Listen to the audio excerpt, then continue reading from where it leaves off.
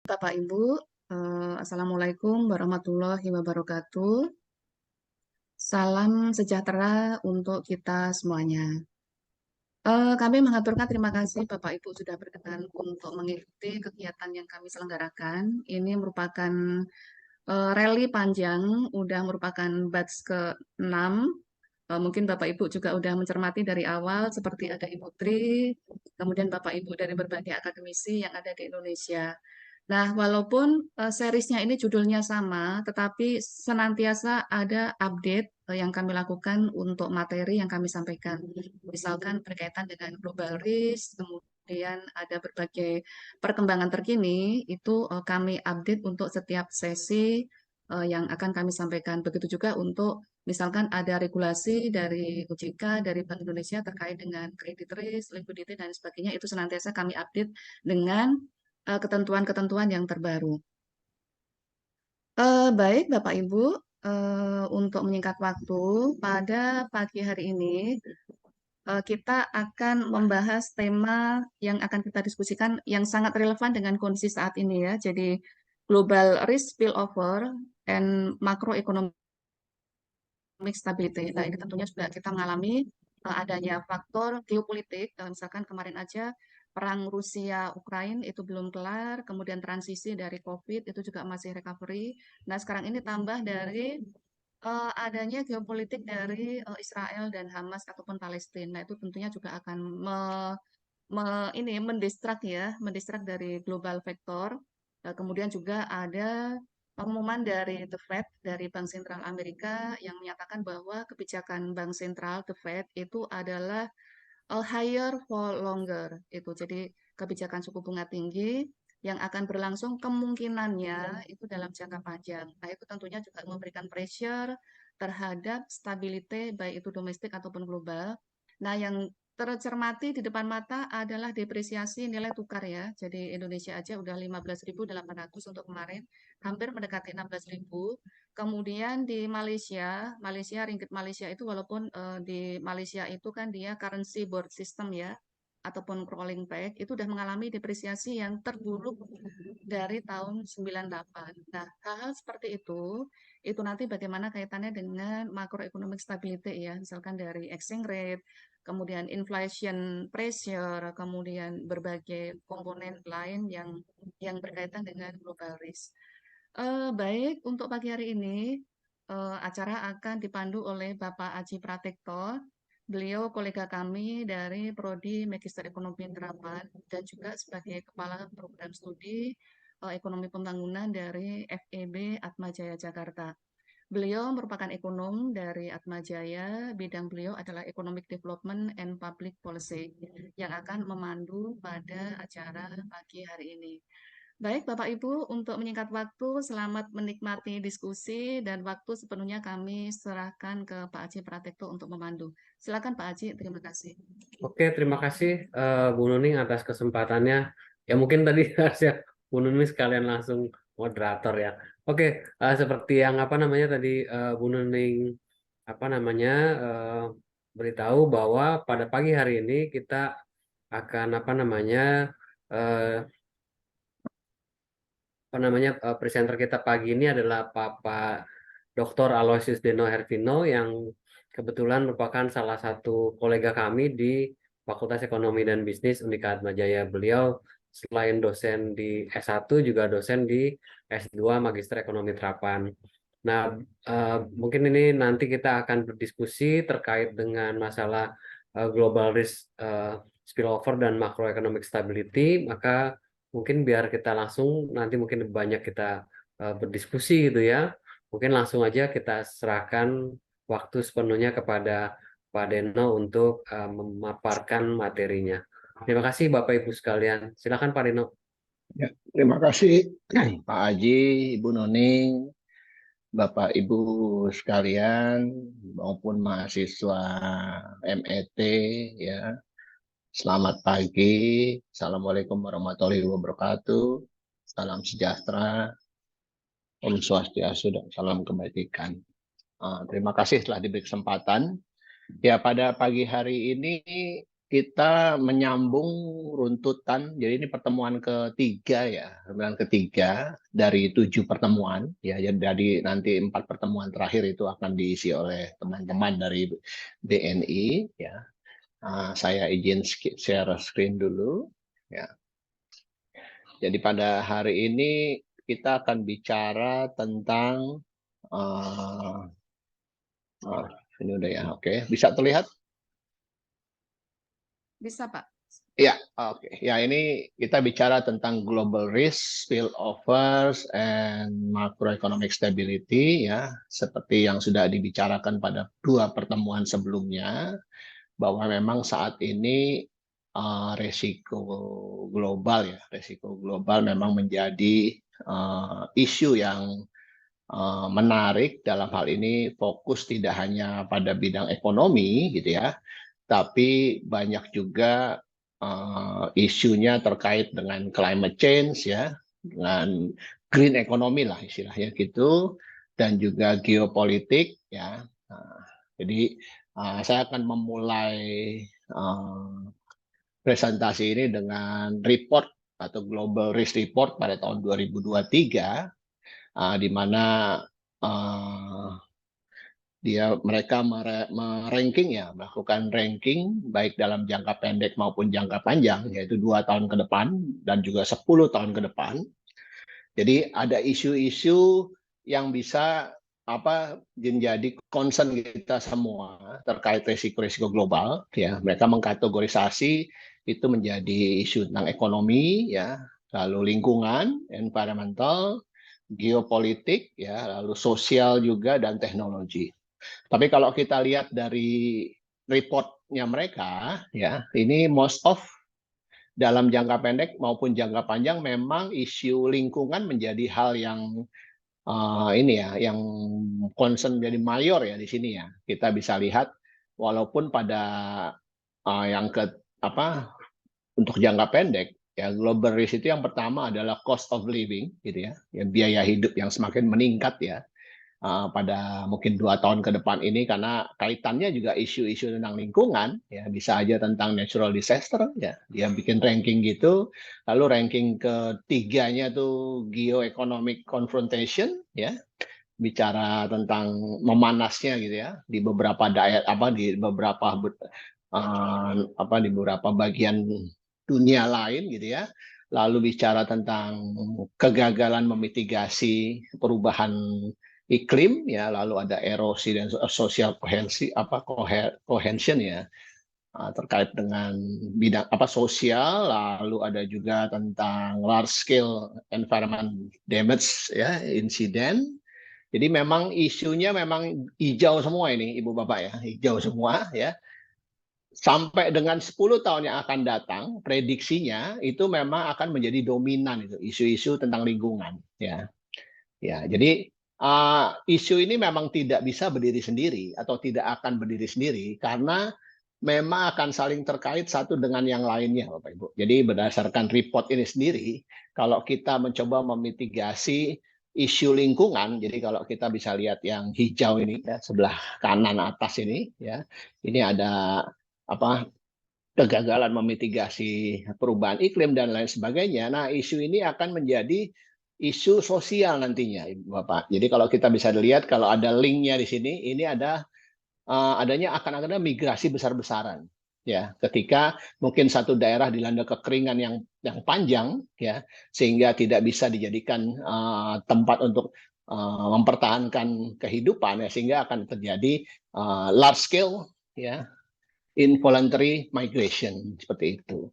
Tapi di satu sisi, isu lingkungan ini juga akan sangat terkait juga dengan supply chain, Bapak Ibu. Ya, yang minggu lalu juga sepertinya juga disinggung oleh Pak Pras, gitu ya, bahwa ini terkait dengan yang namanya import supply chains. Ya, ya dari sini kita bisa melihat juga akan sangat terkait juga, ya. Dengan apa? Dengan ya nantinya akan terkait juga dengan cost of living ya, Bapak Ibu ya. Jadi memang ini adanya bisa dibilang ya saling keterkaitan antara ya isu yang satu dengan yang lain, khususnya kalau kita lihat dalam Global Risk Report tahun 2023 ini yang paling baru, memang isu lingkungan dominan, nanti isu lingkungan itu ditransmisikan ke dalam sektor ekonomi, ya, lalu kita bicara nanti cost of living, ya, dan lain sebagainya. Nah, di sana akan sangat terkait juga dengan isu kesehatan, gitu ya, lalu terkait dengan pola isu-isu yang lain seperti misalkan dalam bidang lingkungan, lalu kita bicara tentang geopolitik, ya, isu geopolitik juga, lalu sosial dan juga teknologi. Jadi inilah kira-kira isu yang akan kita hadapi atau risiko yang akan kita hadapi untuk 2 tahun ke depan sampai dengan 10 tahun ke depan, Ibu Bapak ya, dan teman-teman mahasiswa. Nah, jadi lalu gimana gitu ya, akan kita bicara spillover-nya gitu ya. Bagaimana bisa sampai isu-isu hal-hal yang terjadi di belahan dunia lain bisa sampai misalkan menyebar misalkan ke kita sampai dengan Indonesia dan juga negara-negara lainnya ya. Saya pikir kita juga harus tahu bicara ya spillover effect itu apa gitu ya. Kita bicara itu fenomena ekonomi yang timbul sebagai dampak dari kebijakan atau gejolak ekonomi ya di suatu negara dan dia menyebar ya. Dan tentu kita ingin tahu juga transmisinya ya, melalui apa ya. Jadi biasanya ya kalau kita bicara transmisinya karena ini sektor eksternal gitu ya, berarti ya kita akan hal yang paling pertama dalam pikiran kita untuk bisa sampai ke suatu negara, entah itu emerging market dan lain sebagainya, itu adalah dari sektor eksternal juga. Ya, lalu bisa melalui apa? Ya bisa aja melalui isu-isu tadi ditransmisikan misalkan dalam bentuk kejutan-kejutan yang terjadi pada misalkan kebijakan moneter, lalu bisa juga terkait dengan foreign exchange ya, lalu bisa aja terkait dengan melalui yang namanya harga komoditas ya, khususnya biasanya kalau harga komoditas nih kita yang paling sering dibicarakan adalah tentang harga minyak seperti itu. Jadi isu itu akan mengena pada satu negara itu melalui sektor eksternal ya. Eksternal yang mana ya, kita bicara bagian yang kita kenal dengan ya bisa dengan current account kita ya, karena di current account itu kita tidak hanya bicara tentang arus barang ya, tapi juga di sana juga kita bicara arus uang karena ada transaksi keuangan gitu ya, dan juga trade balance ya, dan transaksi modal seperti itu. Jadi melalui salurannya melalui sana ya. Nah, ini ada global shock ini tadi ya, bisa aja isu-isu tadi itu masing-masing negara membuat satu kebijakan, baik itu misalkan pada tataran monetary policy dan lain sebagainya. Lah kita berarti akan ditransmisikan melalui 2 hal ini, yaitu finansial dan juga perdagangan, trade gitu ya, global shock itu. Jadi bisa masuk ke satu negara ya melalui itu ya, itu. Ya, lalu apalagi yang bisa kita lakukan? Kalau misalkan kita coba urai satu persatu transmisinya, Ibu Bapak ya, kita urai. Misalkan kalau shock itu hal-hal yang tadi global risk itu misalkan direspon ya melalui misalkan dengan adanya cost of living yang meningkat, adanya perekonomian yang overheat misalkan ya, inflasi yang meningkat gitu ya. Mau tidak mau kan, suka tidak suka, suku bunga rendah itu akan mulai berubah itu ya. Kita akan mulai memasuki yang namanya ya suku bunga yang akan suku bunga yang tinggi. Nah, sehingga dampaknya gimana? Ya, kita bicara kalau misalkan ada satu negara yang kita kenal, misalkan negara yang menjadi pusat ya daripada kebijakan-kebijakan di negara lain, pusat perhatian misalkan Amerika gitu dengan meningkatkan federal fund rate ya dalam kebijakan moneternya ya. Nah, lalu bagaimana bisa sampai ya, kita bicara misalkan terjadi actionnya itu ya pada negara-negara maju atau dunia itu di mana adanya output gap gitu ya, di mana output aktualnya di bawah potensialnya ya.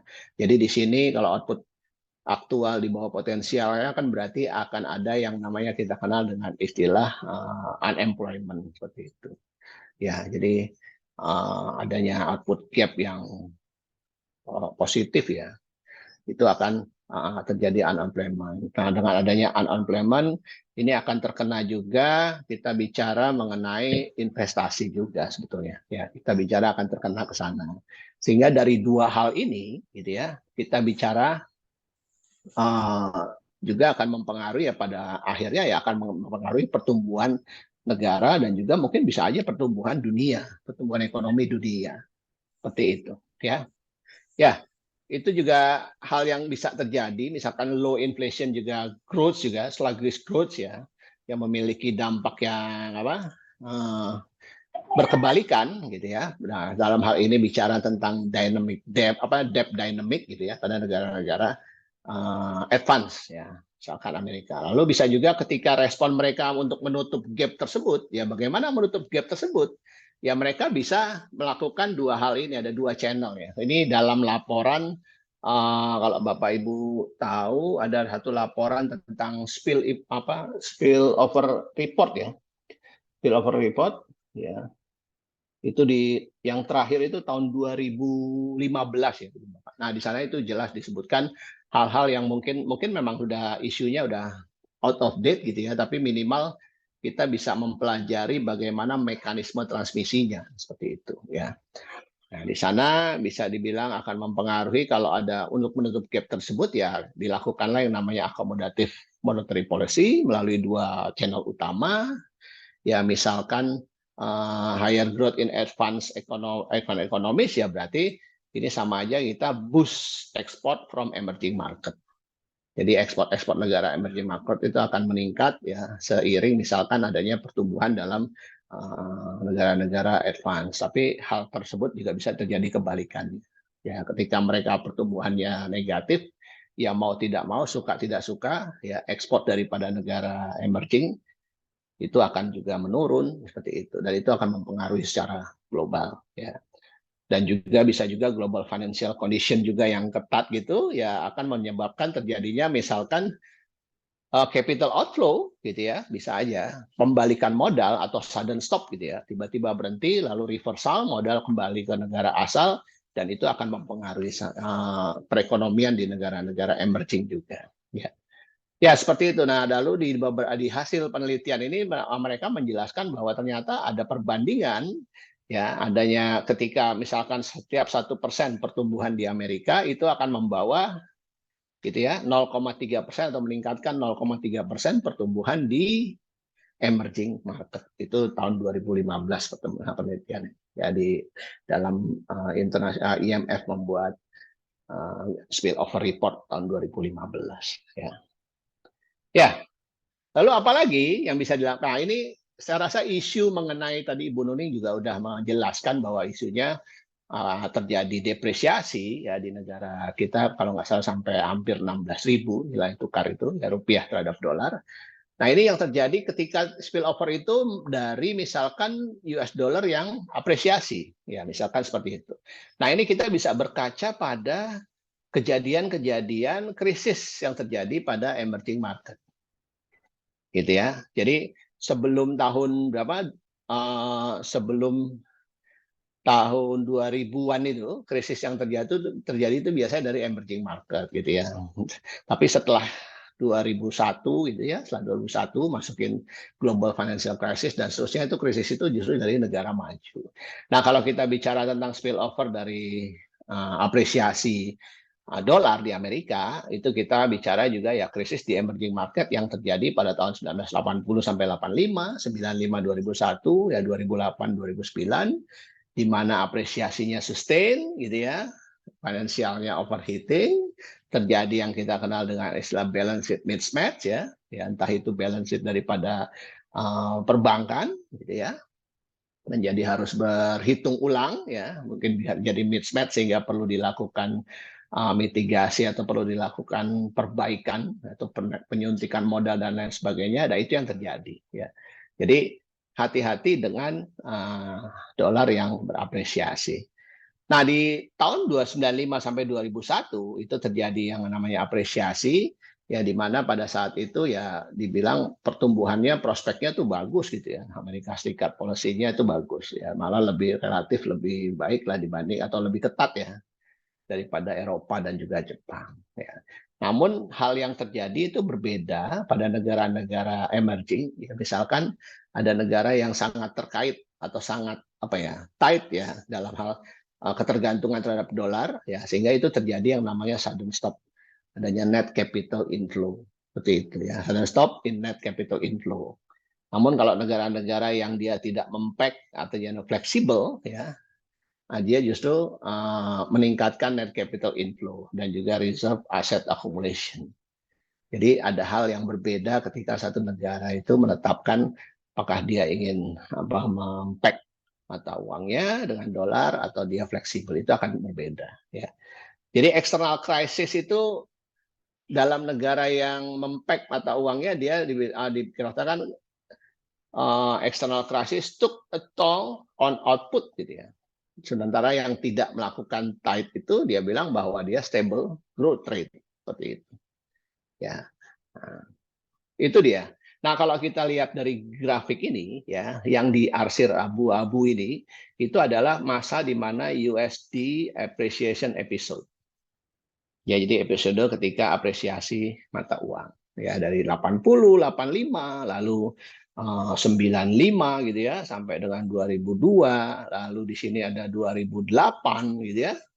Lalu di sini ada 2012 gitu. Ya, kalau bisa dilihat numbers of crisis ya yang pink kalau nggak salah ya, merah atau pink ini ya seperti ini, number of crisisnya memang lebih banyak ketika apresiasi, episode apresiasi ya dan lain sebagainya. Lalu capital flow, net capital flow ya, lalu kita bicara juga bagaimana kalau negara itu dia sebagai exported oil atau bukan gitu ya, seperti itu ya. Nah, jadi isu kalau dari sisi eksternal Ibu Bapak, karena tadi saya bicaranya neraca eksternal, mau nggak mau kita harus bicara itu gitu ya. Dan pada akhirnya kalau neraca eksternal kita bicara itu adalah posisi investasi internasional bersih suatu negara gitu ya di emerging market ya, itu pada pertengahan 90-an menurut laporan itu dia katakan bahwa itu membaik ya. Gitu. Artinya kalau posisi ya investasi internasional bersih suatu negara, artinya bisa dibilang yang namanya posisi investasi internasional itu kita mungkin kita perlu hati-hati dalam mendeskripsikan ya. Jadi misalkan kalau semakin banyak capital inflow gitu ya, itu artinya dibanding capital outflow, artinya capital inflow itu semakin banyak semakin banyak orang asing ya menaruh dananya di domestik gitu ya dibanding orang domestik yang memiliki investasi di luar negeri ya. Itu kan kita bisa menyatakan bahwa kalau nilainya negatif itu semakin banyak yang inflow. Gitu ya. Kalau nilainya positif itu semakin banyak yang outflow. Nah, problemnya untuk negara-negara emerging itu selalu nilainya negatif, Bapak Ibu. Ya. Nah, jadi kalau posisinya semakin membaik, ya. Nah, pertanyaannya apakah negatifnya semakin mengecil itu membaik atau semakin banyak yang inflow itu yang membaik atau semakin besar negatifnya yang baik. Nah, itu bicara tentang yang namanya vulnerability, Bapak Ibu. Ya. Ya, jadi kita akan bicara kalau misalkan current account kita improve, ya current account itu improve, ya di sana tadi sudah saya jelaskan komposisinya, trade balance, neraca keuangan dan neraca modal, ya berarti kita akan memiliki yang namanya kalau dia positif gitu ya neraca current account-nya, kita bicara mengenai better international investment position. Nah, sehingga kita akan punya yang namanya more foreign exchange reserve. Jadi ujung-ujungnya akan cadangan devisa, Bapak Ibu. Ya, dalam mata uang asing. Nah, ketika pengurangan ketika pengurangan dependensi pada utang ya, utang asing ya, foreign exchange debt itu ketika terjadi pengurangan ya, berarti kan asumsinya adalah terjadi shifting ya terhadap domestic currency debt instrument, jadi shifting. Nah, itu juga akan mempengaruhi vulnerability atau kerentanan itu sendiri, ya. Jadi kalau kita bisa lihat gambar ini, ya, di mana ini adalah emerging market countries dengan kita mendekomposisi net, ya, international investment position, ya, percentage of GDP, ya. Lalu di yang yang kuning ini adalah foreign exchange reserve gitu ya. Untuk ini, lalu yang berikut ini yang untuk emerging ya. Lalu yang biru ini net FDI ya. Lalu yang hijau ini adalah net debt gitu ya. kita bandingkan dengan low income country, kita dekomposisi, ya ini akan ada terjadi perbedaan dari sisi foreign exchange reserve dan juga net debt-nya. Ya, seperti itu. Ya, artinya di sini ingin dijelaskan bahwa terjadi perubahan atau perbaikan dari sisi net international investment position semenjak tahun 1990 yang lalu itu ya. Nah, lalu apalagi yang bicaranya adalah bahwa kita bisa aja mengukur vulnerability itu ya. Jadi kita bisa ada satu indikator untuk mengassess vulnerability to external crisis ya. Dalam hal ini kita bicaranya adalah the net foreign exchange debt asset position. Nah, ini kita bisa menggunakan rumusan yaitu adalah kita jumlahkan saja foreign debt asetnya ya dan juga foreign exchange reserve-nya gitu ya. Lalu kita minus dengan debt liability gitu. Ya. Nah, itu salah satu yang bisa kita gunakan untuk mengakses vulnerability. Jadi kalau teman-teman atau Bapak Ibu yang ingin meneliti ya tentang dampak daripada ini semua dalam arti ingin melihat kerentanan ya apakah akan terjadi external crisis ya bisa juga dengan melakukan perhitungan ini Ibu Bapak ya. Lalu kita bisa juga komposisi daripada currency ya daripada foreign exchange deposition ya. Tentunya also matter to determine vulnerability to a US dollar appreciation ya. Kita bicara juga kalau terjadi apresiasi itu kan berarti kita harus merevaluasi lagi atau merevalue ya menilai ulang kembali dari sisi debt atau liabilitas dan lain sebagainya. Nah, dari bicaranya adalah kita ngomong tentang balance sheet effect berarti ya. Di sini kalau ada terjadi perubahan daripada nilai mata uang ya berarti akan terjadi perubahan dari komposisi balance sheet yang bisa terjadi yang namanya mismatch tadi. Ya, di sini bisa dilakukan dengan dikalkulasi, dihitung dengan menggunakan perubahan daripada rasio antara net foreign exchange debt asset to GDP, jadi dirasiokan dengan GDP, ya termasuk dengan currency perubahan daripada mata uang itu sendiri. Ya, seperti itu. Ya, lalu kita juga bicara apa yang bisa dilakukan, ya. Jadi kalau kita bicara corporate debt stock ya, dalam emerging market ketika meningkat and tend to have higher foreign exchange exposure, ya langkah-langkah yang bisa dilakukan ya kita bisa melakukan hedging gitu ya, yang mungkin kita udah tahu semua. Lalu kita juga bisa melakukan atau corporate itu bisa melakukan sectoral differences ya, artinya dengan diversifikasi dan juga melakukan maturity structure. Itu yang bisa dilakukan. Ya. Oke, lalu setelah kita bicara mengenai monetary policy, lalu kita bicara juga mengenai US dollar appreciation, gitu ya. Lalu yang ketiga adalah impact daripada harga minyak dunia. Ya, jelas dampak dari aktivitas global itu bisa melalui dua channel. Pertama adalah kita bisa melihatnya dari oil importers atau oil exporter. Kita bisa lihat dari sana. Biasanya yang namanya oil atau minyak ya kita selalu berpikir bahwa dia ada sebagai faktor input ya atau input. Jadi ketika kita bisa melihat ketika adanya aktivitas global itu bisa melalui itu adanya krisis atau perubahan itu ya kita bisa melihat spendingnya Ibu Bapak ya spending yang dilakukan misalkan oil importers.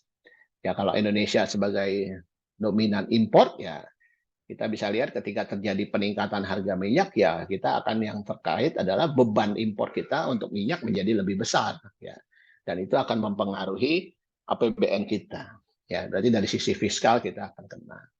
Lalu berikutnya transmisinya berikutnya adalah dari cost of production ya jadi cost of production itu menjadi yang terkena jadi itu adalah akan menstimulat supply ya in other sector ya di mana oil itu sebagai input.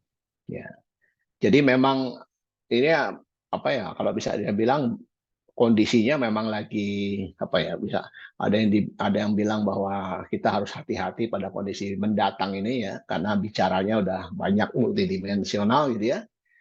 Nah, lalu faktor-faktor yang mempengaruhi apa size daripada impact perubahan harga minyak ya pertama apakah itu dia persisten ya, dan juga volatility atau volatile gitu ya, seperti itu. Ya. Jadi oil price volatility memiliki dampak yang negatif terhadap investment jelas, dan juga real GDP pasti karena dia sebagai input. Ya. Kedua tuh kalau terjadi yang namanya uncertainty terhadap oil price. Nah, ini akan bisa masing-masing agen ekonomi bisa aja menahan dulu ya, menghold atau mempostpone gitu ya. Kalau dari sisi perusahaan ya akan mempostpone apa investment decision-nya, melihat wait and see kondisinya seperti apa ya. Karena mereka juga harus berhitung ya. Berikutnya bisa aja dari household ya, kalau di dalam laporan ini itu mereka bisa mempostpone misalkan dalam hal consumption yang sifatnya adalah durable ya, misalkan otomobil dan lain sebagainya. Seperti itu. Ya, jadi faktor-faktor dari world oil price ini kalau ditransmisikan ya seperti itu ya. Kira-kira seperti itulah ya. Lalu bisa aja bagaimana oil price itu memiliki spillover impact on country and sector dependence on oil and others commodity. Ya artinya ketika terjadi pengurangan atau penurunan atau peningkatan ya.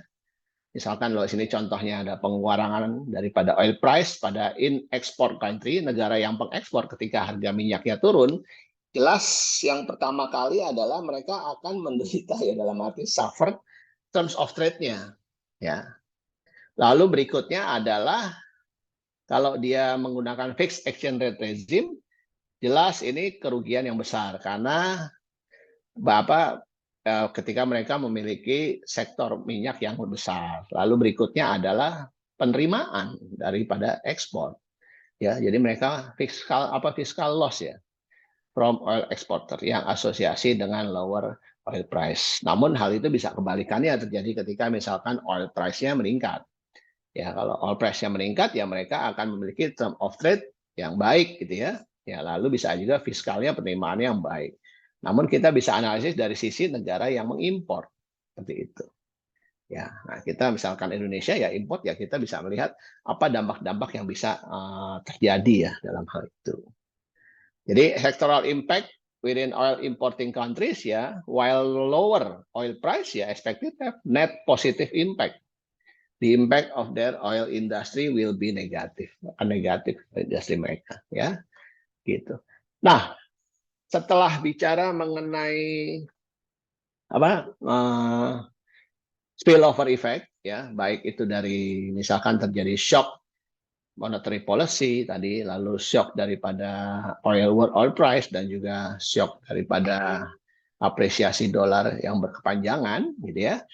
Berikutnya adalah kita bisa melihat macroeconomic stability. Ya, biasanya indikator macroeconomic stability ya kita bisa tahu ya pendapatan nasional, gitu GDP, atau misalkan juga inflasi ya, atau misalkan juga trade balance gitu ya, trade balance export minus import ya, atau kita juga bisa melihat perkembangan harga minyak dunia dan juga nilai tukar ya. Ini sengaja saya mempresentasikannya, saya coba mengestimasi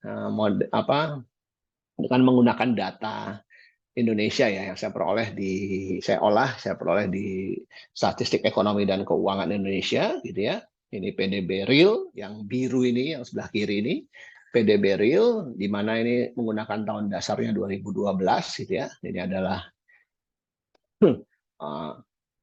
perubahannya ya, pergerakannya. Lalu sementara yang orange ini adalah saya pisahkan antara tren dengan cycle-nya ya, dengan metode saya dekomposisikan dengan menggunakan Hodrick-Prescott filter gitu, sehingga saya bisa melihat gap-nya ya. Ya, saya melihat gap-nya antara aktual dengan potensialnya ya. Nah, ketika aktual berada di atas potensialnya ya kita bicara ya output gap ini positif ya. Ini overheat ya, ketika aktual berada di trennya. Namun kita juga bisa lihat gambar yang ketiga, grafik di sini adalah fluktuasi ekonomi. Ya, fluktuasi ekonomi kalau kita bicara ya dalam bisnis cycle. Jadi fluktuasi ekonomi itu saya peroleh ketika GDP aktual saya kurangi dengan GDP potensialnya, lalu saya bagi dengan GDP potensialnya yang menjadi ini. Nah, ini cara bacanya kalau fluktuasi ekonomi positif itu kita masuk dalam masa ekspansi. Sementara kalau dia negatif di bawah nol ini, ini kita masuk pada masa resesi. Tuh. Jadi memang ketika pandemi ya kita tuh resesi di sini. Tapi sampai dengan 2002 berapa 2021 kita masih resesi Bu. Ya, kita masuki 2022 dan awal 2003 tuh saya rasa kita udah ekspansi. Seperti itu. Ya ini macroeconomic stability. Ya, sebenarnya kita bisa juga melihat dalam variabel-variabel makro itu kita bisa melihat apakah terjadi perubahan struktur. Ya, kita bisa melihat itu. Ya, kita bisa menggunakan satu alat analisis ya. Kalau kita tahu Zivot Andrew itu ya kita bisa menggunakan itu, kita bisa tahu perubahan-perubahan atau ketika terjadi perubahan struktur dalam data, apakah itu selaras misalkan dengan ketika global financial crisis gitu ya 2008 gitu ya. Seperti itu. Seperti ini global financial crisis kan kita negatif ini ya fluktuasi ekonominya. Lalu ketika Amerika melakukan taper 2013 ini kita juga agak negatif tapi berkepanjangan sampai 2016 ini ya. Seperti itu. Kita bisa menggunakan itu apakah betul terpengaruhi atau tidak seperti itu. Nah, itu bisa digunakan misalkan ya Zivot Andrew ataupun dengan menggunakan uji akar unit yang breakpoint seperti itu dah. Kira-kira ada seperti itu bisa digunakan. Lalu bagaimana dengan nilai tukar? Ya, nah ini saya menggunakannya adalah real exchange rate. Ya, jadi saya membandingkannya dengan consumer price index-nya Amerika dan Indonesia. Ya, kalau yang Amerika saya menggunakan yang seasonal adjustment ya seperti itu. Saya juga dekomposisi antara trend dengan cycle-nya ya sehingga saya bisa melihat perbandingan antara nilai real exchange rate ya dengan yang aktual dengan yang trennya seperti ini. Lalu saya cari juga fluktuasi daripada nilai tukarnya ya ini. Nah, pada periode ini sampai ini data sampai 2003 kuartal ke berapa ya? 2 atau 1 apa 2 ya kayaknya seperti itu ya, 2003. Berarti datanya masih sementara ya. Masih bintangnya masih 2 itu. Nah, ini udah mulai masuk pada masa ketika kita akan depresiasi nih, ya, akan depresiasi. Ya, jadi mungkin masih kuartal 1 atau kuartal 2 ya. Seperti itu. Nah, ini adalah nilai tukar. Nah, kita juga bisa melihat perubahan struktur dalam nilai tukar ya dengan tadi yang saya sebutkan pada bagian PDB real ya. Lalu apalagi inflasi ya. Kalau inflasi ya kita tahu dari ini data dari 2005, saya ambil 2005 kuartal ketiga ya. Kenapa saya ambil 2005 kuartal ketiga sampai sekarang itu? Karena ini data saya pikir-pikir ya udah saya ambil dari ketika Bank Indonesia menetapkan price policy ya. Perubahan daripada quantity policy ke price policy. Ya. Sehingga memang ini inflasi saya menggunakan IHK dengan tahun dasarnya 2012. Jadi saya buat sendiri tahun dasarnya 2012. Ya, itu relatif bahwa 2% ya di sini. Ya saya nggak tahu apakah besok akan seperti apa. Ya kita akan lihat lagi. Kalau nggak salah berita statistik yang terbaru juga sudah keluar gitu ya. Itu. Lalu ini fluktuasi daripada harga minyak ya Ibu Bapak ya. Dari 2005 sampai 2003 ya fluktuasinya cenderung menurun ini sekarang ya. Ini fluktuasi gitu ya. Jadi dalam artian dibandingkan dengan tren jangka panjangnya ya itu bahwa dia masih di bawah itu aktualnya ya, aktualnya masih di bawah.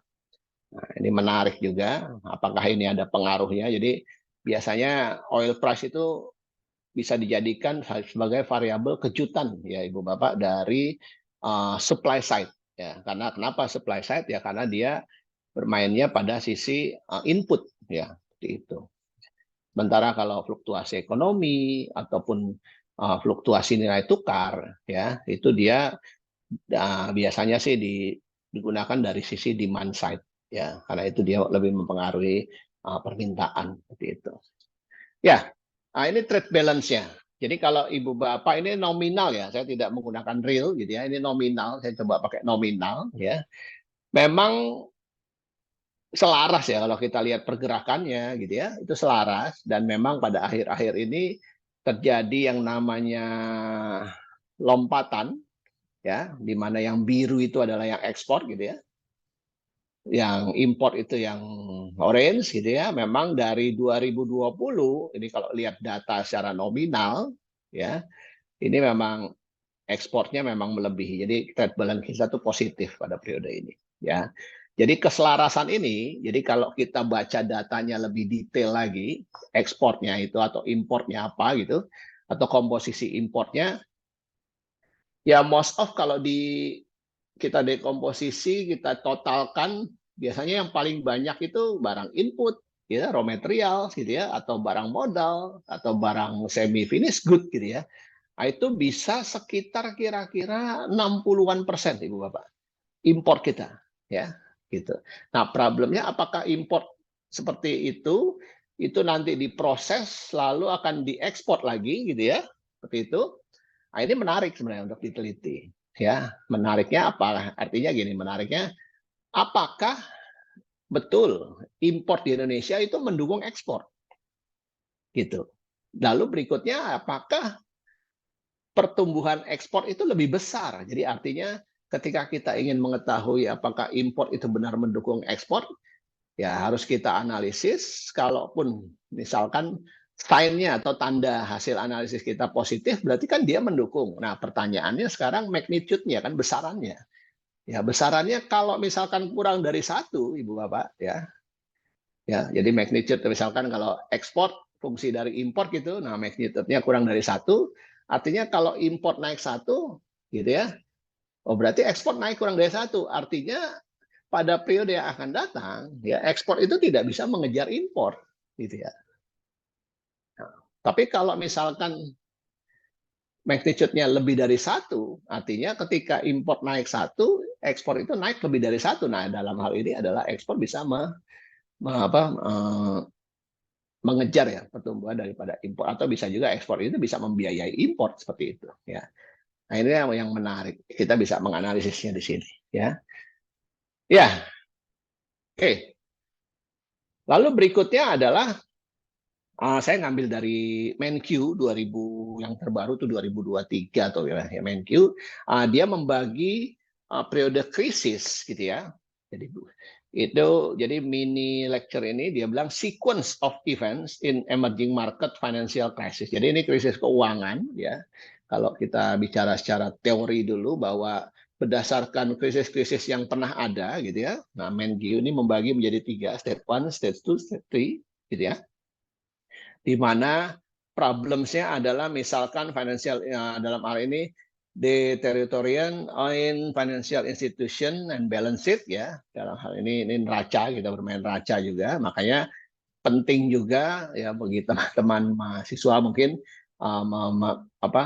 memahami misalkan neraca Bank Indonesia, neraca perbankan, ya, lalu neraca pemerintah gitu, supaya tahu ada keterkaitan sebetulnya di antara hal itu. Ya, kalau mungkin teman-teman juga udah paham kalau ketika satu bank terjadi shock gitu ya, kekurangan dana, ya itu dia akan menyebar ke bank-bank lain. Kenapa? Karena bank yang satu dengan bank yang lain kan pasti sangat terkait karena adanya pasar uang antar bank itu sendiri ya.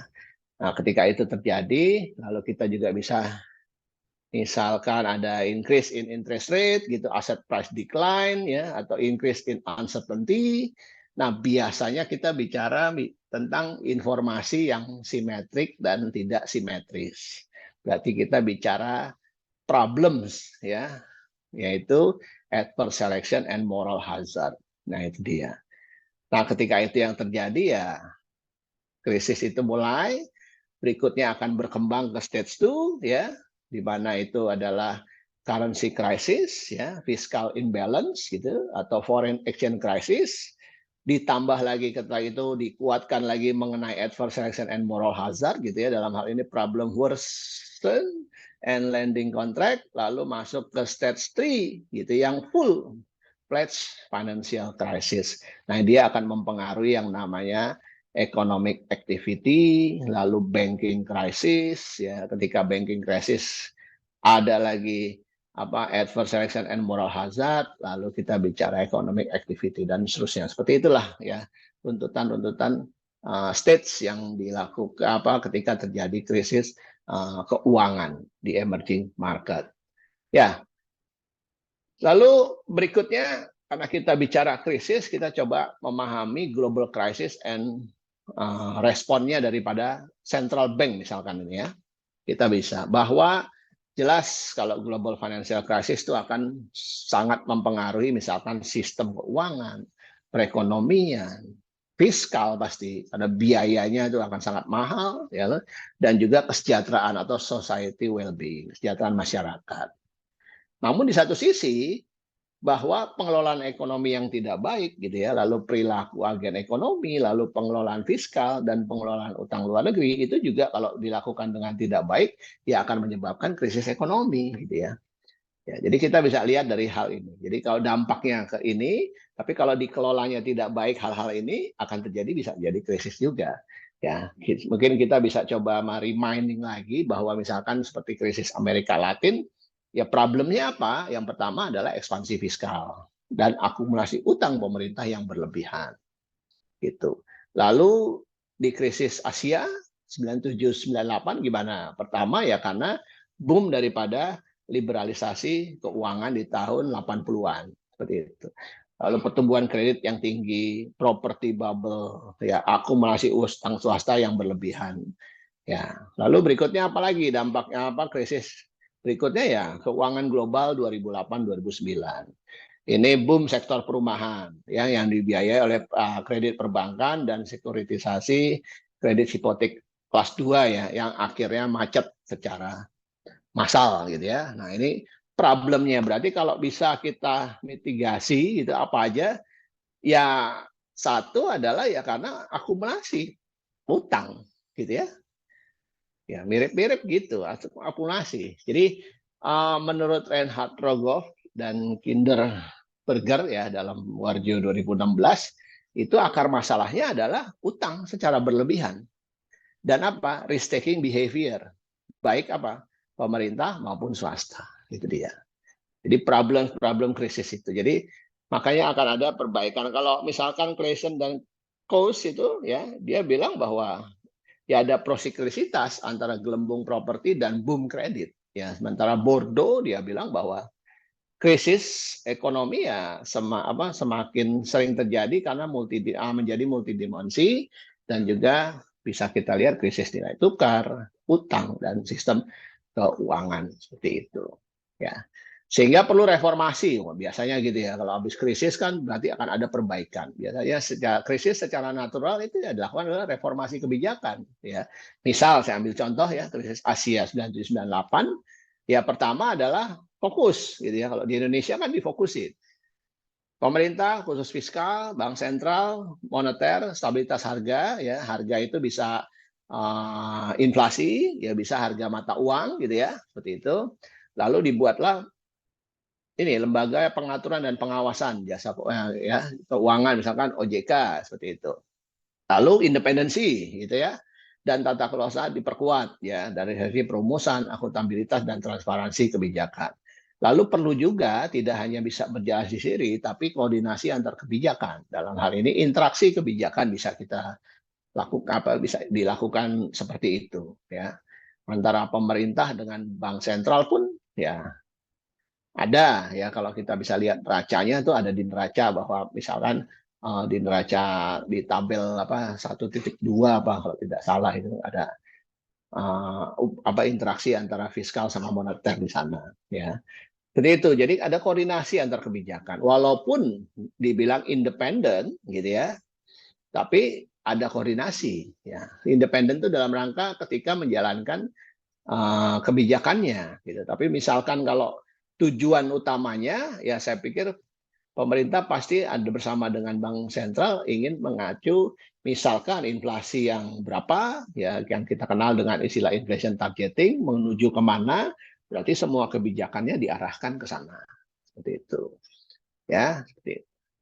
Lalu misalkan terjadi krisis keuangan global yang terjadi apalagi perbaikan ya antar lembaga lagi koordinasi ya interaksinya kebijakan itu ya. Jadi penting kesehatan sistem keuangan, jadi kesehatan individu lembaga, ya baik fungsinya dalam intermediasi, karena ini sangat bisa dibilang membuat aman ya deposan dan investor seperti itu. Ya sehingga perlu juga yang kita kenal dengan keterkaitan sistem keuangan dengan makroekonomi atau macro financial linkage.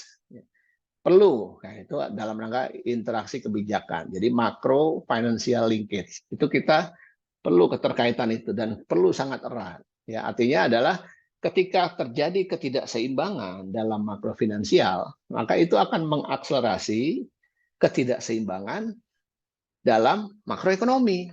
Nah, inilah yang umumnya terjadi krisis keuangan gitu ya dan krisis ekonomi seperti itu. Jadi karena ada linkage yang kuat antara sistem keuangan dengan makroekonomi, sehingga ini yang perlu juga diperhatikan ya, makro financial linkage ini.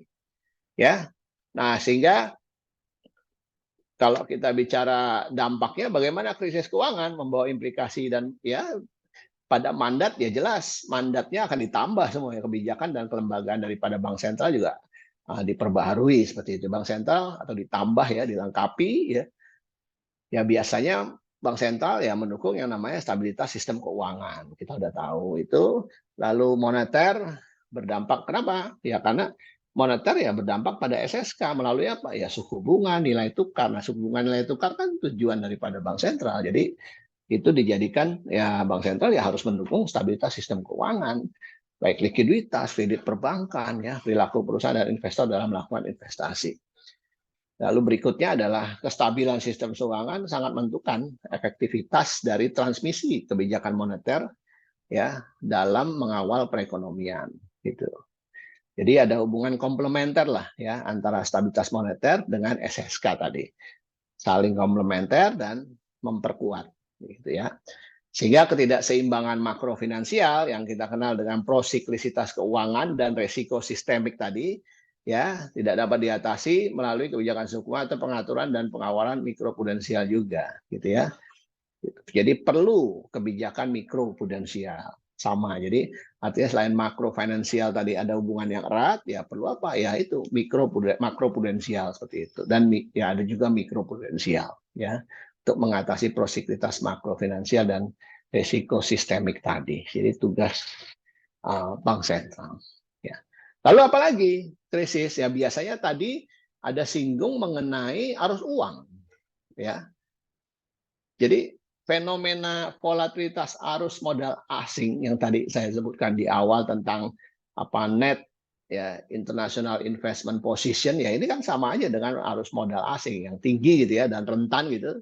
Artinya rentan tuh ketika sudden stop gitu, berhenti lalu reversal, nah itu problem. Jadi ketika mungkin kita perlu hati-hati misalkan kalau misalkan tiba-tiba mata uang kita atau rupiah apresiasi yang tinggi gitu ya, yang relatif tinggi.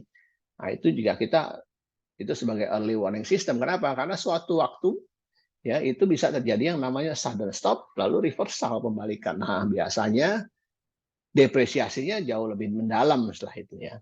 Nah, jadi fenomena volatilitas aliran modal asing yang semakin tinggi dan rentan terhadap perubahan persepsi daripada investor. Ya, jadi sejak krisis keuangan global ya kita tahu ada stimulus moneter ya, ada suku bunga mendekati nol. Jadi dana ini ya internasional tuh semakin banyak gitu ya. Nah, menurut Kawai dan Takagi ada 3 jenis resiko dari aliran modal asing. Pertama adalah resiko makroekonomi gitu ya. Itu pertumbuhan kredit yang cepat, lalu ketidakseimbangan raca transaksi berjalan dan apresiasi nilai tukar yang kuat gitu ya. Itu resiko yang pertama dari aliran modal. Kedua, resiko ketidakpastian sistem keuangan. Artinya resiko mayoritas dan juga valuta asing atau dalam arti maturity and currency mismatch ya. Dan juga penurunan kualitas aset. Yang terakhir adalah resiko sudden stop tadi yang saya sebutkan. Pembalikan modal dalam jangka pendek dalam jumlah besar. Nah, sehingga manajemen aliran modal untuk mendukung kebijakan suku bunga dan nilai tukar itu perlu berarti tidak diperlukan manajemen aliran modal. Gitu. Jadi memang integrasinya sekarang tidak jadi bank sentral tuh tidak hanya bicara mengenai monetary policy saja, tapi juga udah kebijakan makroprudensial dan juga manajemen aliran modal asing yang kita kenal dengan istilah bauran kebijakan. Gitu ya, moneter dialihkan stabilitas harga termasuk harga aset, makroprudensial pengawasan lembaga keuangan perspektif makro gitu ya dari perspektif makro dan berfokus pada resiko sistemik dalam mendorong SSK tadi, ya, sedangkan manajemen aliran modal diarahkan untuk memitigasi risiko prosiklisitas dan risiko sistemik yang muncul dari akumulasi utang luar negeri dan juga volatilitas aliran modal asing seperti itu. Ya, nah biasanya selain ini ya kita udah paham transmisinya.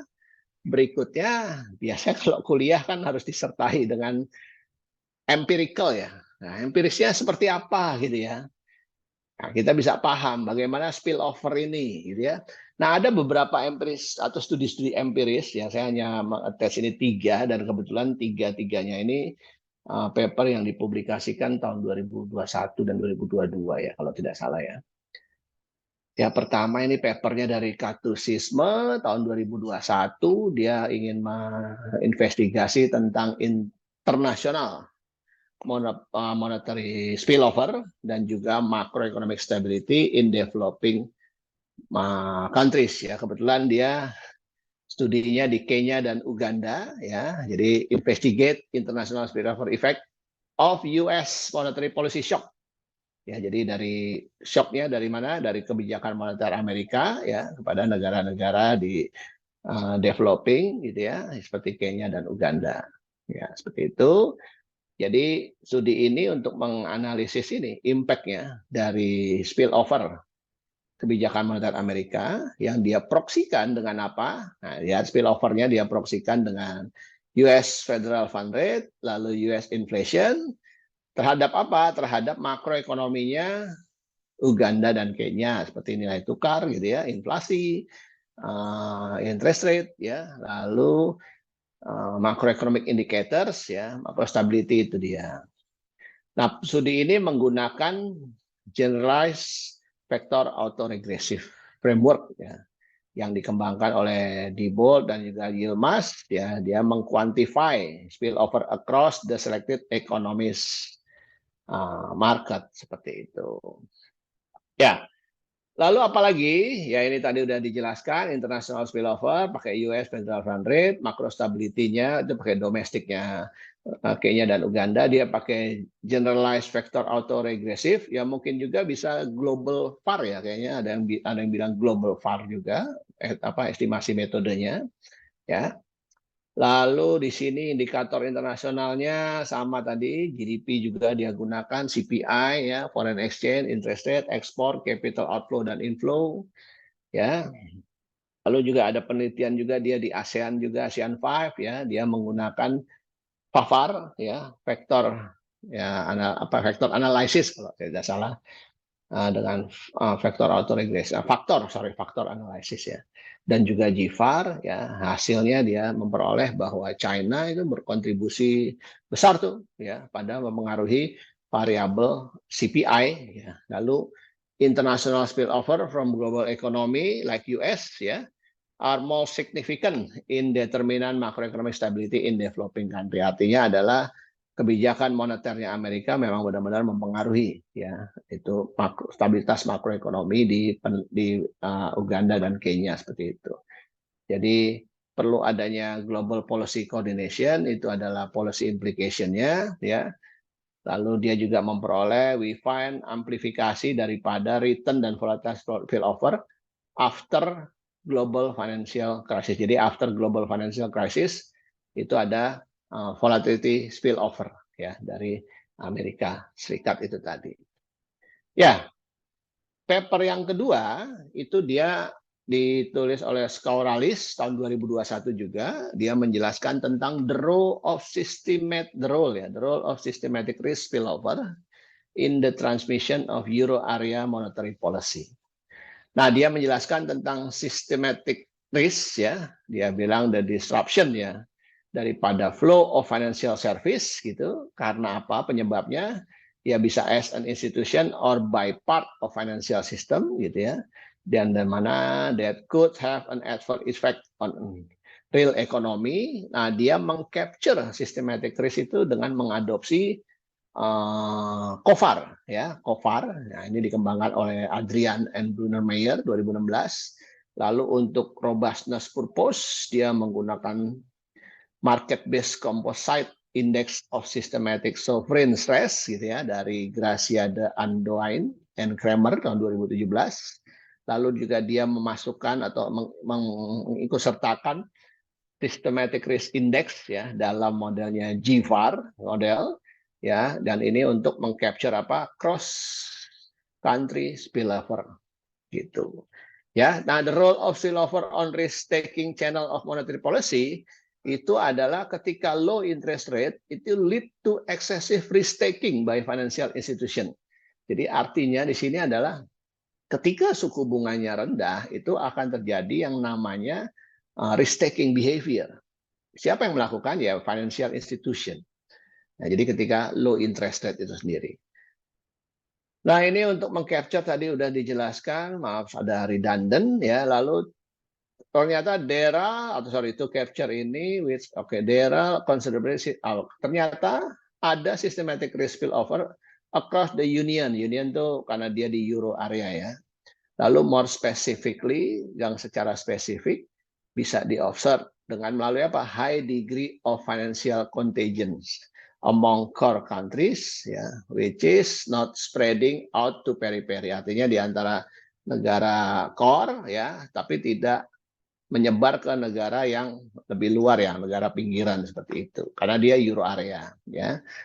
Lalu di pihak yang lain ya, negara yang di luar itu ya, itu affected most by apa? Ya dari domestic factornya mereka, and they are sourced, dan itu menjadi sumber risiko sistemik bagi negara-negara euro area. Ya. Lalu di dalam country level tadi, kejutan sistemik, risiko sistemik itu, in small economy, ya sizable effect on other members country. Jadi source ya sistemik itu, which highlight the need of monitoring financial risk. Jadi artinya policy implication-nya adalah ya perlu juga monitoring financial not only at aggregate level, ya seperti itu. Nah, itu hasilnya. Ya, nah ini tambahannya juga bahwa studi ini melihat dampak sistemik dari economic activity. Ya, temuannya adalah bahwa euro area systemic risk shock result a significant drop in GDP across the union. Ya, and responnya ya spillover channel that account around 2/3 of respon variation. Jadi 2/3-nya itu. Ya. Our result indicate that spillover also play an important role in transmission of monetary policy. Ya, jadi ini melihat pentingnya apa spillover daripada systemic risk tadi. Lalu terkait dengan ZLB zero lower bounds tadi, ya, we find normal time of monetary contraction reduce systemic risk. However, during period zero lower bound, when the unconventional form of policy were in use, the relation is reversed, terbalik. Nah, jadi an expansionary monetary shock lead to a decrease in the risk level. Ya, jadi kebijakan yang ekspansi dari moneter itu akan menyebabkan turunnya resiko. Lalu berikutnya adalah most important evidence suggests neglecting cross-country spillover would underestimate the impact of monetary shock since they account a substantial fraction of systemic risk response. Itu. Ya, itu yang kedua hasilnya. Yang ketiga, ini tentang macroeconomic effect of global policy and financial risk. Ya, ini Ogawa dan Luo 2021, gitu ya. Nah, ini dia bicara bahwa globalisasi, ya dampak dari globalisasi ya larger spillover of global risk across border ya. Ya, dia melihatnya dari itu bisa dilihat dari Brexit ya. Lalu kita juga bisa melihat dia bilang dari US China trade friction gitu ya, dari adanya perang dagang Amerika China dan juga pandemi COVID-19. Ya, lalu investigasi dampaknya dari kedua global policy risk and global financial risk on makroekonomi, dia meneliti di 8 major country dari 97 sampai 2020 dengan menggunakan structural VAR ya. Hasilnya gitu. Hasilnya adalah bahwa resiko global ya has recessionary effect on makroekonomi ya. Jadi ketika resiko global meningkat itu menekan ya makroekonomi ya, mengurangi produksi ya, deteriorating employment, ya, lower long-term interest rate, depressing price, and reducing global trade seperti itu. Ya, lalu juga global risk have residual effect on financial. Selain makroekonomi juga melalui mempengaruhi financial market.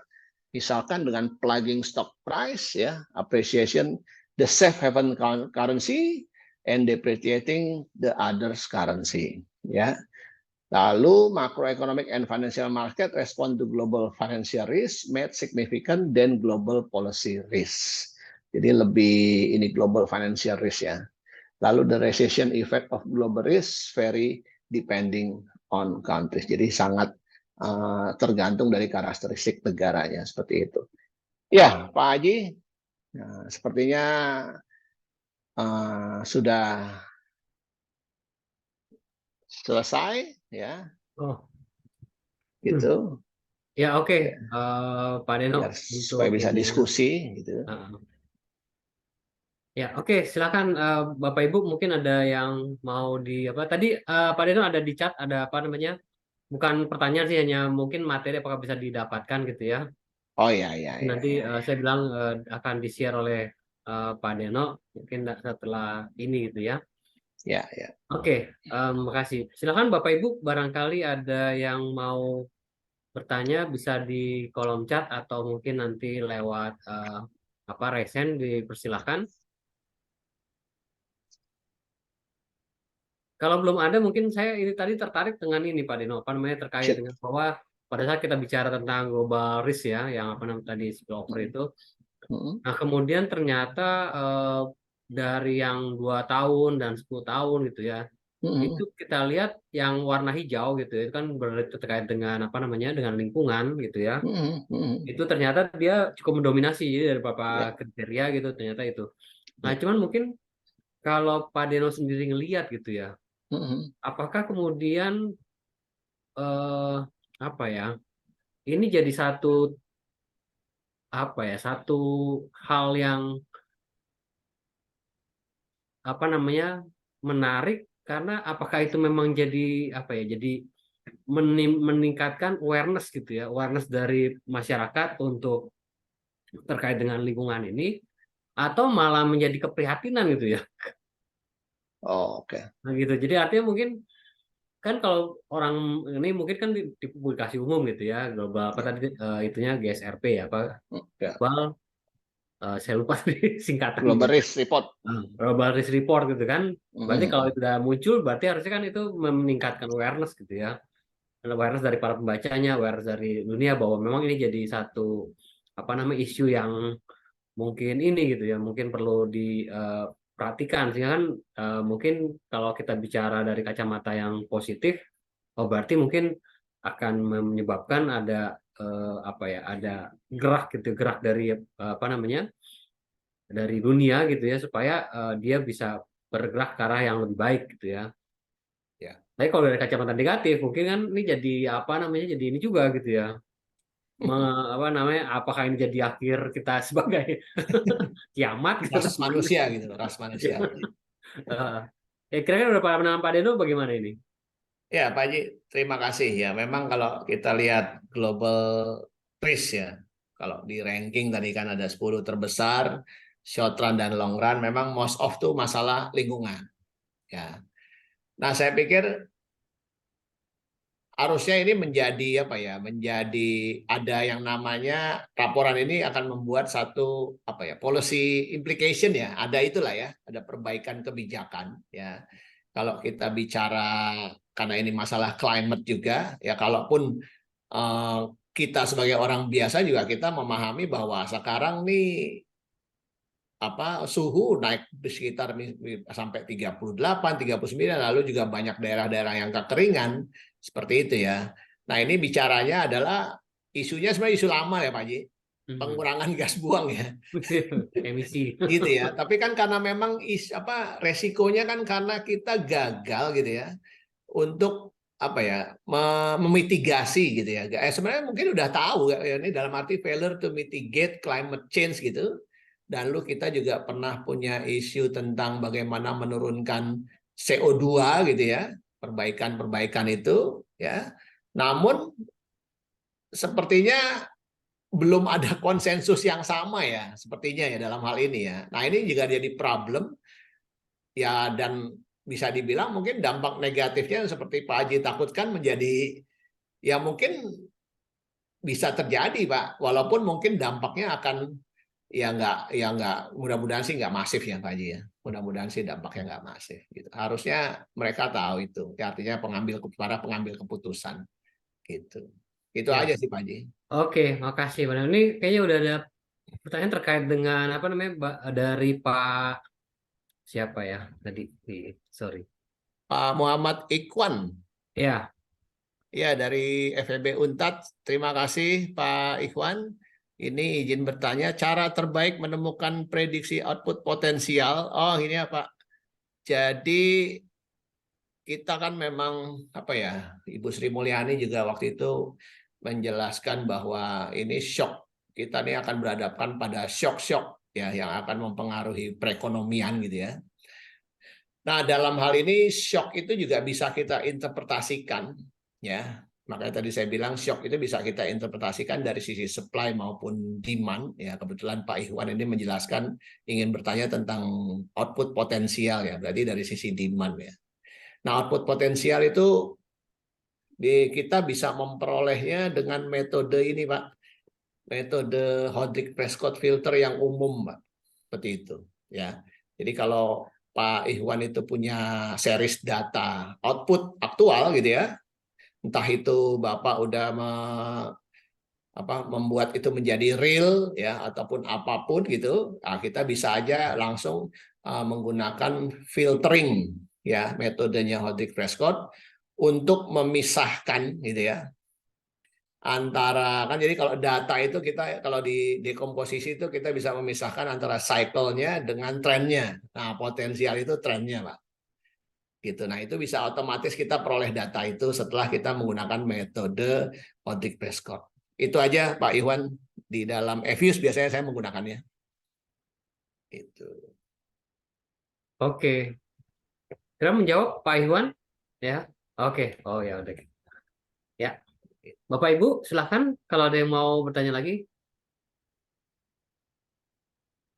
Ini sebenarnya menarik sih karena sebetulnya terus terang kaki ini. Oh ini ada lagi. Oh boleh bertanya? Ya, silakan. Eh, Bapak Fikri ya silakan Pak. Oh, Pak Fikri. Dapat kembali mengalami resesi tahun depan dan dampak yang apa yang sangat signifikan. Ya, Pak Fikri. Nih, jangan-jangan Pak Fikri ini dosen kita juga nih. Pernah jadi dosen kita atau masih ini? Betul ya? Ya, terima kasih. Oh, bukan. Oh, saya pikir. Ya, Pak Fikri, terima kasih atas pertanyaannya. Ini kita bicara apakah Indonesia akan dapat kembali mengalami resesi gitu ya di tahun depan dan dampak apa yang sangat signifikan. Nah, gini, Pak. Jadi kita kan dulu kalau nggak sempat tuh ada perdebatan ya, ada perdebatan.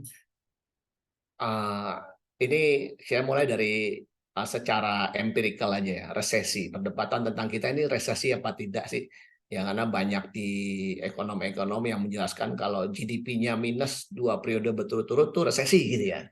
Gitu. Padahal kalau kita secara textbook yang namanya resesi, ekspansi itu ada dalam domain yang namanya siklus bisnis gitu ya. Berarti kalau siklus bisnis ya kita harus bandinginnya dengan potensialnya, nilai potensialnya seperti itu ya. Makanya terkait itu berarti kita bisa membandingkannya ya. Kalau resesi itu kita bisa melihat daripada fluktuasi ekonomi. Jadi fluktuasi ekonomi itu output atau GDP ya, output aktual kita bandingkan dengan potensialnya, lalu kita rasiokan dengan output potensialnya. Nah, kalau dia negatif aja, nggak perlu 2 periode berturut negatif, itu dia resesi. Nah, pertanyaan berikutnya, apakah kita akan resesi? Gitu ya. Kita bisa lihat gini, Pak. Ya, misalkan kita nih ekonominya sangat tergantung pada siapa gitu. Kita kan nggak mungkin karena kita small open economy ya. Yang namanya small open economy ya suka nggak suka kayak saya berada di pasar persaingan sempurna aja udah. Ambil aja harga yang ada di pasar, kita nggak bisa ngapa-ngapain lagi gitu ya. Udah. Nah, artinya biasanya kita bisa cari aja coba, oke, apakah kita tergantung dengan Amerika? Ya kita cari fluktuasi ekonomi Amerikanya. Atau dengan China, ya kita cari fluktuasi ekonomi China. Lalu kita bandingkan, nah siklus bisnis kita ini mirip kemana? Gitu ya. Mirip kemana? Kalau kita lebih mirip ke Amerika, ya berarti kita harus was-was tuh dengan Amerika. Ya, atau kalau siklus bisnis kita ke China, ya kita harus was-was tuh. Nah, ketika China sama Amerika perang dagang, nah itu lebih was-was lagi kita. Nah, artinya apakah mengalami resesi tahun depan? Pak, kita nggak bisa memastikan, Pak. Kita nggak bisa memastikan. Ya, secara empiris mungkin kita bisa coba membandingkan. Ya, kita nggak tahu masa yang akan datang seperti apa, tapi minimal dengan adanya global risk rank ini, kita bisa memitigasi, gitu ya. Dan faktor-faktornya kalau tadi di presentasi saya, krisis ini selalu bermula dari apa? Dari akumulasi utang ya, gitu. Nah, itu bisa. Jadi saya tidak bisa memastikan apakah terjadi, tidak, gitu ya. Demikian, Pak Fikri. Ya. Oke, cukup nggak berarti ya. Oke, silakan Bapak Ibu yang lain. Nah, ini ada lagi Pak Abdeno. Oh, Pak Jesman Hasibuan. Mungkin kontestasi Pilpres. Ya, menurut Pak ini. Menurut Bapak, strategi seperti apa yang perlu kita pertimbangkan sebagai mitigasi dari dampak geopolitik ini, khususnya untuk industri jasa keuangan? Oke, ya. Jadi kalau konsep dari geopolitik, apalagi Pilpres ini kita bicara mengenai ini, Pak. Ya, kita bicara kalau dari sisi keuangan, ya, kalau dalam pandangan saya, bisa aja salah mungkin ya. Ya, kita bicara mengenai peredaran arus uang ini, Pak. Ya, karena pasca global financial crisis kan ini arus uang ini di dunia ini udah semakin besar karena adanya zero lower bonds, lalu adanya kebijakan moneternya Amerika yang bukan lagi berdasarkan suku bunga, tapi menambah jumlah peredaran uang di dunia. Nah, sehingga itu akan biasanya uang itu akan coba mencari ke daerah-daerah yang atau ke negara ya yang memiliki return yang paling tinggi. Ya. Nah, ini problems kita itu. Jadi geopolitik ini kita bicara ke sana nantinya. Ya. Perperangan ya mungkin bicara mengenai apa ya, selain peredaran uang juga bicara mengenai tadi itu concern dari georisk ya global risk tadi. Ini masalah apa ya? Komoditas, harga komoditas seperti itu.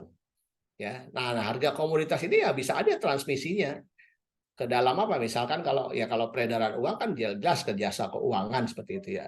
Tadi dia bilang bahwa kalau tiba-tiba mata uang kita apresiasi yang tinggi, nah ini warning, itu bahaya. Nah, pada saat sekarang ini kita masih depresiasi hampir 16.000. Ya, kita bisa mengawasi. Nah, itu terkait dengan industri jasa keuangan kita ya, mereka harus berhitung. Tadi saya bilang neracanya harus berhitung. Ya. Nah, itu akan terjadi imbalance ya. Nah, itu mereka juga harus hati-hati juga seperti itu. Ya, kalau dari sisi geopolitik biasanya kita udah tahu mengalami harga minyak yang tinggi gitu ya, atau misalkan gandum gitu ya yang tinggi karena perang Ukraina Rusia, ya itu bicara mengenai ya cost of living ya. Seperti itu nanti. Itu Pak Jesman Hasibuan. Ya. Oke, Pak Martin Raharja. Mitigasi apa yang perlu disiapkan terkait meningkatkan environmental risk khususnya untuk perusahaan yang bergerak di pengembang. Mitigasi pengembang atau developer ya. Ini terkait mitigasi environment risk ya.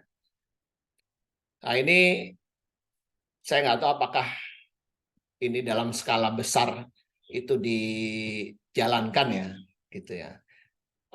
Saya tuh punya pengalaman ketika akan misalkan membangun rumah gitu ya di Magelang, Pak, itu saya harus dapat persetujuan apakah tanah itu memang untuk pertanian, Pak, gitu ya, persetujuan ya dalam hal ini. Nah, apakah itu secara makronya itu dijalankan sama seperti itu? Nah, saya pikir harus ada yang namanya apa ya, konsistensi kebijakan terkait perlindungan lingkungan seperti itu. Nah, ini problemnya adalah untuk perusahaan-perusahaan di pengembangan mungkin akan ketika ada isu lingkungan ini akan menjadi sangat sensitif ya. Apalagi saya nggak tahu apakah terakhir ini kalau nggak salah mungkin ada isu baru ya terkait dengan apa pajak perumahan sampai 2 miliar itu dibebaskan oleh pemerintah. Saya pikir itu bisa menstimulasi developer-developer itu ya untuk meningkatkan penjualannya gitu ya. Nah, tapi masalah lingkungan ini akan menjadi hal mungkin akan ada banyak sekali checklist ya terkait dengan lingkungan itu seperti itu. Lalu rasio antara cap inflow dan cap outflow untuk setiap negara yang baik. Waduh, ini yang baik ya thresholdnya ya. Ini Pak Tri Wahyu dari Undip Siang tadi kalau tidak salah dengar bahwa ketika capital inflow lebih besar dari capital outflow ini tidak baik untuk negara domestik ya. Jika capital inflow diberdayakan bukan meningkatkan GDP, bukan karena oke. Pertanyaannya seberapa besar? Oke, rasio ini. Ya, betul, Pak. Jadi gini ya. Jadi kalau dalam beberapa concern saya tentang Maaf Pak, Ibu Pak. Oh, Ibu ya, Bu Tri ya. Maaf. Bu Tri, Ya, aduh Pak. saya mohon maaf sekali nih, Bu. Ya, Bu. Ya. Jadi gini, Bu, ya. Jadi memang ini kan problemsnya adalah apakah dana itu lama atau sebentar, Bu? Short run atau long run, Bu? Ya, itu problemsnya itu. Ya, jadi kalau di beberapa analisis ketika capital inflow itu hanya bersifat short run, itu problem, gitu kan? Karena dia tidak akan ya dalam arti nilai tambah yang diberikannya itu minim, gitu ya, sangat kecil, gitu ya. Tapi kalau dia bersifat long run gitu, itu akan memberikan multiplier yang besar seperti itu. Nah, problemnya adalah kenapa tadi negatif ya karena kita sebagai negara ya negara emerging gitu ya, kita memang problemnya adalah inflow kita lebih besar pasti dibanding outflow. Artinya outflow itu orang domestik atau orang Indonesia memiliki investasi di luar pasti lebih besar. Jadi makanya net international investment position kita itu selalu negatif karena di situ biasanya dijelaskan ini negatif karena lebih besar orang asing yang punya di Indonesia. Nah, mengenai thresholdnya gitu ya, nah ini saya pikir saya sih belum pernah melihat ada belum pernah menemukan thresholdnya, Bu, perbandingannya yang aman atau yang tidak aman gitu ya, Bu ya. Begitu, Bu Tri Wahyuni. Gitu. Berarti mungkin lebih kepada masalah long term atau short term gitu ya untuk ya mungkin Bu Tri dana yang masuk kali ya. Bukan berapa besar komposisi ininya ya rasionya ya. Betul. Matur nuwun Pak. Oke, sami-sami Bu. Mohon maaf Bu, di tempat kami ada namanya juga Pak Tri Wahyu Adi. Pak Deno ini. Padahal Bu Nuni tadi udah ini ya, mention ya, maaf Bu. Oke, silakan Bapak Ibu yang lain. Apakah masih ada ini kita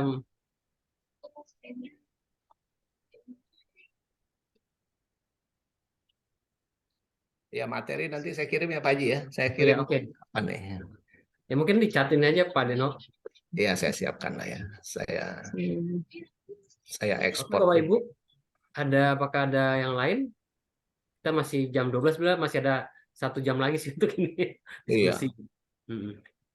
Tapi kalau memang udah anak kasar. Bagaimana? Mahasiswa gimana nih? Aduh, saya mahasiswanya suka. Oh, ada siapa nih? Ada anak S1 juga ini. Iya, banyak sih kayaknya. Teman-teman mahasiswa ada yang sebenarnya masalah lingkungan tuh udah ini. Saya dari kecil tuh kalau nggak salah juga film Doraemon aja udah bahas itu ya. Iya, jadi tapi tetap aja ya masih jadi ini juga ya. Jadi mungkin perlu dipertegas ini ya Pak Haji ya. Ini teman-teman kan banyak, ada beberapa mahasiswa, ada juga teman-teman dari dosen juga. Mungkin isunya ini bisa dibawa ke dalam penelitian-penelitian terkini ya. Artinya kita udah punya data mengenai global risk gitu ya, global risk tahun 2003, ininya ya apa aja environment-nya makin banyak tuh apa aja. Lalu bisa juga ini untuk riset-riset ya Bu, Bapak Ibu ya, bisa juga ya kita gunakan itu gitu loh. Artinya transmisinya kita juga udah tahu kemana gitu ya. Lalu alat analisisnya juga tadi udah dijelaskan. Saya pikir ya silakan dari UHAM kah? Ya, jadi saya lanjutkan kembali. Kalau saya baca 3 artikel itu, mereka banyak menggunakan global VAR gitu ya. Itu mereka karena banyak kan kalau data terkait dengan isu-isu itu lebih banyak menggunakan ini ya heteroskedastis model ya gitu itu ya. Jadi mereka mencoba menggunakan hal yang baru tadi, bagaimana mengidentifikasi spillover-nya. Nah mungkin ini bisa juga jadi ini ya, jadi memperkaya kita semua ya, dalam arti ini ada riset-riset yang terbaru gitu ya, yang mungkin baru 2021 saya pikir masih terbaru ya. Biasanya kan kalau kita suruh bikin skripsi, ini loh artikelnya 5 tahun terakhir loh ya, saya pikir masih masuk lah saya gitu ya. Nah, tinggal kita coba modifikasi terkait dari isu resikonya, misalkan environment tadi. Ya, atau bisa juga tadi kan udah ada linknya ya, environment tuh pasti akan mempengaruhi cost of living gitu loh. Nah, itu kan bisa juga kita bawa ke sana gitu loh. Ya, seperti itu. Itu, Ibu Bapak. Ya mungkin perlu ini ya. Ya mungkin masalah tarik-tarikan antara kebijakan. Karena pada akhirnya kebijakan pembangunan juga kan. Iya, Pertumbuhan ekonomi dan sebagainya ya. betul. Oke, Bapak Ibu, apakah ada yang masih mau kita diskusikan? Materinya sudah saya kirim Pak Haji di meeting chat. Meeting chat, oh ya. Di aku belum ya? Oh, baru muncul. Baru muncul. Ya, silakan Bapak Ibu berikut materinya. Bagaimana? Apakah ada yang mauin lagi Bapak Ibu? Atau kita bisa akhiri sekian ya?